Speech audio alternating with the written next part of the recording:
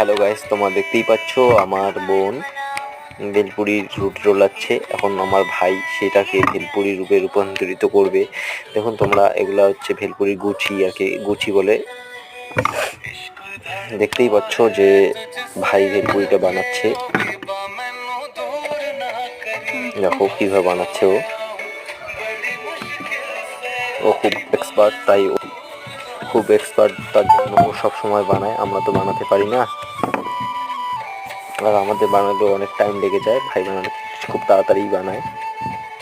দেখুন ও ক্রিম লাগাচ্ছে ভেলপুরির উপরে, যাতে ভেলপুরিটা খুব তাড়াতাড়ি ফুলে ওঠে, ওই জন্য এই ক্রিমটা লাগানোর কথা।